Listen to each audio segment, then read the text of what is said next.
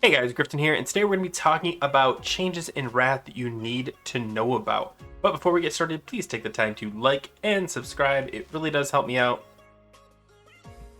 Okay, so let's get into this. So let me explain why I'm making this video. I have been doing 10-man pugs, 25-man pugs, 5-man pugs, heroics, everything. I have been pugging all over the place. Yes, I have done it all.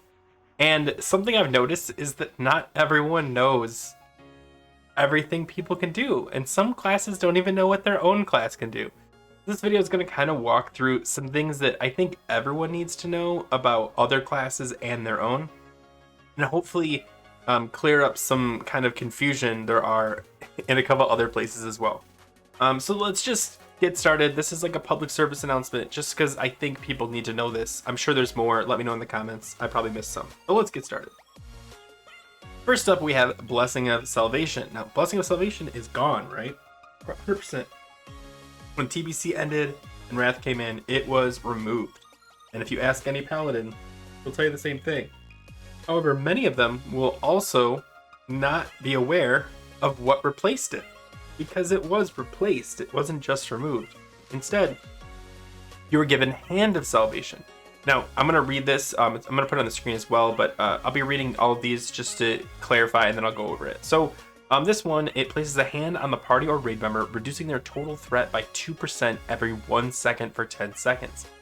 Players may only have one hand on them per paladin at any one time. So essentially what this does is it is a threat reduction, except you have to use it when you need it, not just have it as a buff. So I've had a lot of paladin tanks, and I've only had maybe 2 or 3 ever use this. And maybe you're thinking, oh, it's because threat's not an issue. Well, if you know anything about feral DPS, we have threat problems. We can pull off even without bear weaving, guys, especially against paladins. Obviously later on it might not become as big of an issue, but early on, Hand of Salvation is amazing, and it's not one of those things that's really going to be as beneficial if you use it when you're about to lose threat. This is something you should be putting on early to prevent them from building up the rapid threat that ferals and demo locks, to the most part, will be able to generate. So yes, this exists. I've actually had a paladin. I asked for salve because I kept pulling off him on boss fights, and I said, hey, can you salve me on boss fights? He's like, salvation was removed. And I had to literally tell him the name of the spell and have him look it up and say, please apply that to me. And he's like, oh, I didn't even know this was a thing. I'm sure it's common. There were so many changes to paladins. I'm not blaming paladins. Literally, I'm afraid to log onto my paladin because I don't want to deal with all the new spells. It's a true story. I will level it eventually, but man, like, just I know that there's so many changes to paladins. So yeah, again, kind of shout out to paladins having to deal with a lot of big changes. But in fact, the next one is also a paladin, so let's jump to that one, and it's called Hand of Sacrifice. Now, this one's very different. It's another hand, so it means you just apply it. You might have heard this being used by your raid leader and maybe your tank, and maybe you're not tanking, you don't know what they're talking about. So I'm going to explain it kind of from that point of view. So a lot of times they'll call for what's called a bubble sack or just a sack. Now a bubble sack is when let's say a holy paladin, he does a divine sacrifice, which is essentially, divine sacrifice. I'm pretty sure that's what it's called. Their bubble on themselves, and then they use Hand of Sacrifice. Now I'm going to read Hand of Sacrifice. Place the hand on the party or raid member, transferring 30% damage taken to the caster. Lasts 12 seconds or until the caster has transferred 100% of their maximum health. So what's cool about this is if you bubble sack, if you put your bubble up first and then sacrifice, you take 0 damage, but still reduce the damage taken from the target by 30%, and it's usually going to be the tank. This is great for Inax. Think Grand Widow Fairlina. If you accidentally kill the mobs too fast and she's enraged for too long, and your tank just starts taking tons of damage, you can have your holy paladins, if you have more than one, rotate your bubble sacks so that your tank takes less damage for an extended period of time. Now, not to be confused with what the tanks can do, they have their own. It's like a raid-wide damage reduction, reducing damage by 10%, and then it does similar where it absorbs that damage into the tank. A lot of tanks, they will do the sack and then immediately remove the buff so that they don't take the damage transfer, but everyone still reduces the damage. But that's a secondary thing. But this is about Hand of Sacrifice. because it's something that gets called out, whereas tanks, they would use that as more of like a part of their rotation. Yes, Hand of Sacrifice, really handy, works great. Okay, let's move on to Unholy Frenzy from the DKs. Now, this is another class that's relatively new, and I found that a lot of DK tanks, I don't even think they even know this is a spell they have. So it's in the Blood Tree, so you have to spec into it to get it, but a lot of DKs, they look online, they pick the spec, they grab it, they do it, and then they forget about this particular spell. What Unholy Frenzy does is, and it's great for feral DPS and rogues, it induces a friendly unit into a killing frenzy for 30 seconds. The target is enraged, which increases their physical damage by 20%, but causes them to lose health equal to 1% of their maximum health every second. So the 1%, don't worry about it, it's really not that big of a deal, especially for ferals, because they get their improved leader of the pack that generate a health back to them. But the main thing is it's going to increase your physical damage by 20%. This is huge if you're a DK and you want to fly through dungeons and you have a feral DPS or a rogue, you should be slapping this on them every boss fight. It's got a 3 minute cooldown. So just make sure to use it on the boss fights to save yourself having to deal with like the rotation. Definitely handy. I know a lot of DKs do not know it exists. I know I ran with a DK just the other day, and I know they know it exists because they've used it on me before, and they just forgot because you get in the habit of not using it. And yeah, it's a thing. I have on my week order, I have an announcer because I want to know when I have it so I can absolutely pump while I have it. But yes, definitely recommend using Unholy Frenzy. It used to be called Hysteria, so if someone says, can I get Hysteria? That's what they mean, Unholy Frenzy in the DK tree. Okay, so speaking of rogues a second ago, bad segue, apologies. Rogues now have a misdirect called Tricks of the Trade. Now, it's not exactly the same thing as a misdirect. I'm going to read it. The current party or raid member becomes the target of your Tricks of the Trade. The threat caused by your next damaging attack and all actions taken for 6 seconds afterwards will be transferred to the target. In addition, all damage caused by the target is increased by 15% during this time. Now, this is interesting because it is different from Misdirect. Misdirect, I think, I don't have it in front of me, but I'm pretty sure it just does the next like 3 damage. What this does is, so you Tricks the Trade, let's say the tank. We'll just talk about that for a second. Then it just kind of sits just like a Misdirect.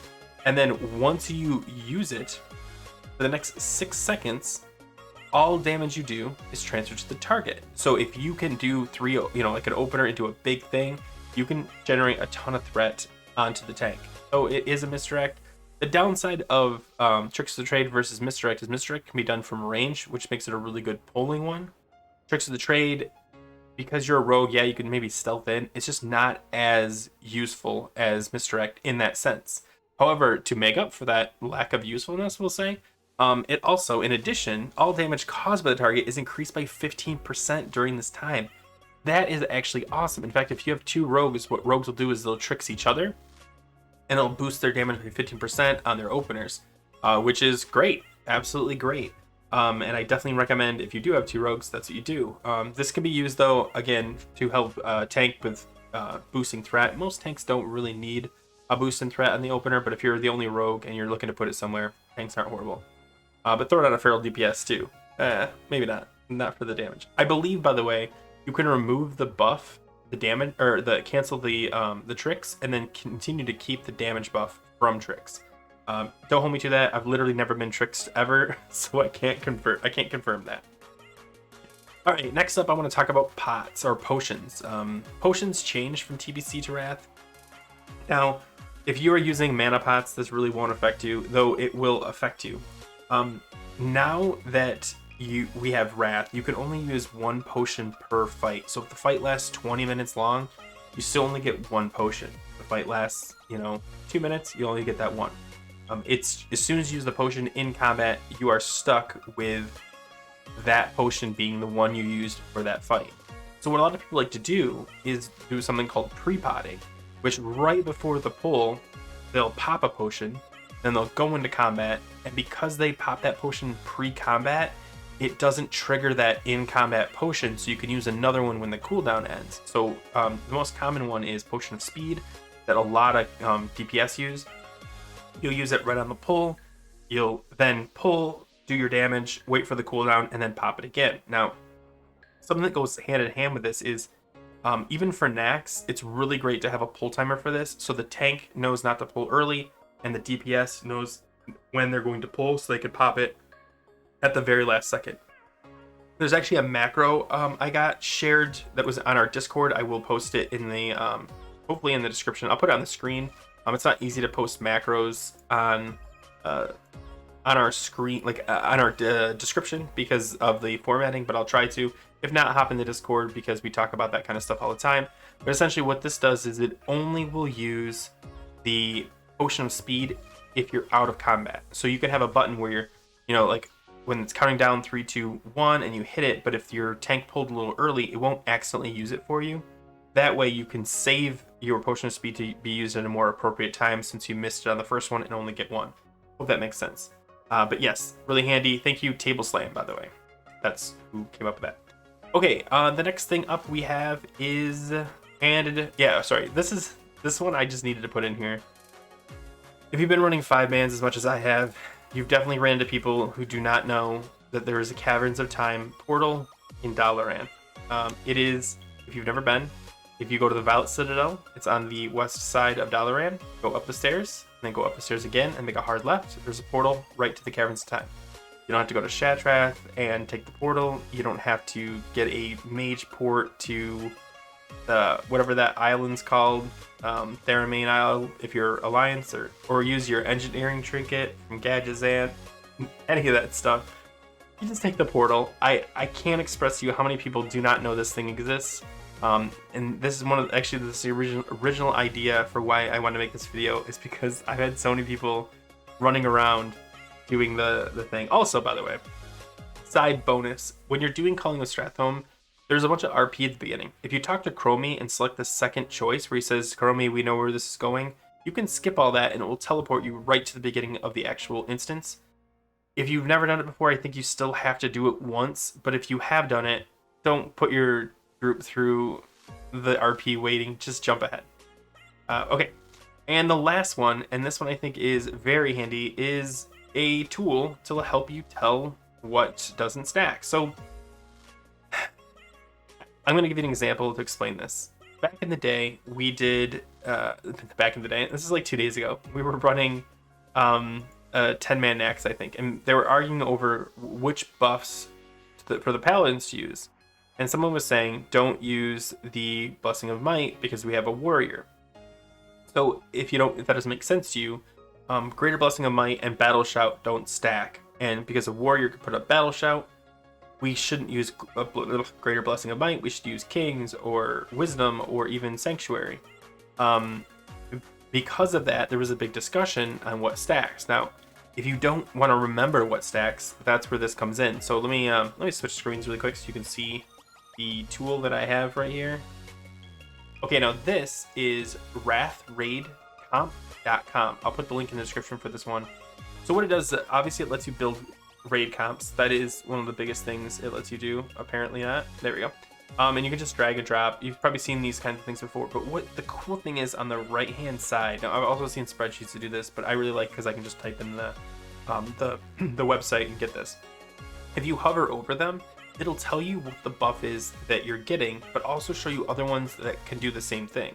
So for example, if you have Horn of Winter, if you have a DK doing Horn of Winter, and you have a Shaman, they don't need to drop Strength of Earth anymore because you've got Horn of Winter, and vice versa. Same thing with, let's just do the attack power one I was talking about. So Greater Blessing of Might, if you have a Battle Shout, they're pretty much the same thing.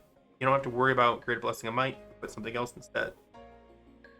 We bring 30% bleed damage from our Mangle as Feral DPS. However, if you have an Arms Warrior, I believe that's the only one that does it, Arms Warrior get Trauma, and all bleed effects cause 30% additional damage, exactly the same thing as Mangle.